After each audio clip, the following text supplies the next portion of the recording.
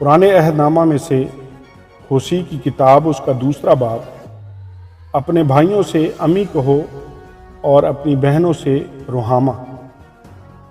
بے وفا جمر، بے وفا اسرائیل، تم اپنی ماں سے حجت کرو، کیونکہ نہ وہ میری بیوی ہے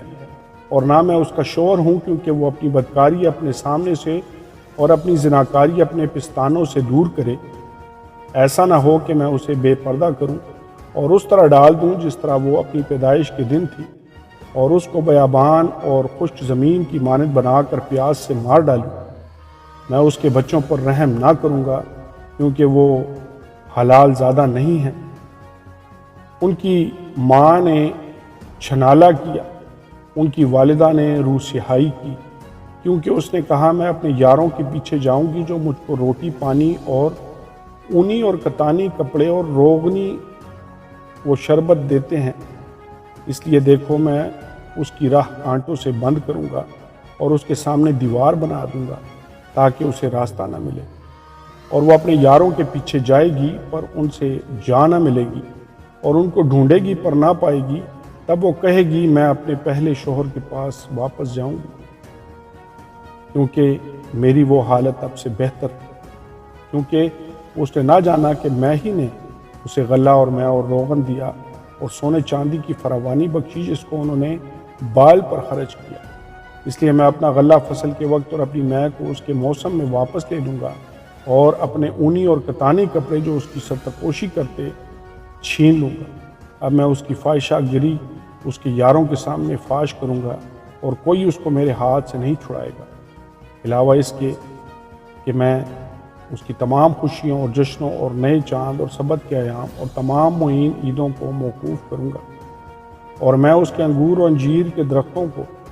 جن کی بابت اس نے کہا ہے یہ میرے اجرت ہے جو میرے یاروں نے مجھے دی ہے، برباد کروں گا، اور ان کو جنگل بناؤں گا، اور جنگلی جانور ان کو کھائیں گے۔ اور خداوند فرماتا ہے میں اسے بعلیم کے ایام کے لیے سزا دوں گا جن میں اس نے ان کے لیے بخور جلایا، جب وہ بالیوں اور زیوروں سے آراستہ ہو کر اپنے یاروں کے پیچھے گئیں اور مجھے بھول گئیں۔ اپنے لوگوں کے لیے خداوند کی محبت، تو بھی میں اسے فریفتہ کر لوں گا اور بیابان میں لا کر اس سے تسلی کی باتیں کہوں گا، اور وہاں سے اس کے پاکستان اسے دوں گا، اور عقور کی وادی بھی، تاکہ وہ امید کا دروازہ ہو اور وہ وہاں گایا کرے گی جیسے اپنی جوانی کے ایام میں اور ملک مصر سے نکل آنے کے دنوں میں گایا کرتی تھی۔ اور خداوند فرماتا ہے تب وہ مجھے عیشی کہے گی اور پھر بعلی نہ کہے گی، کیونکہ میں بعلیم کے نام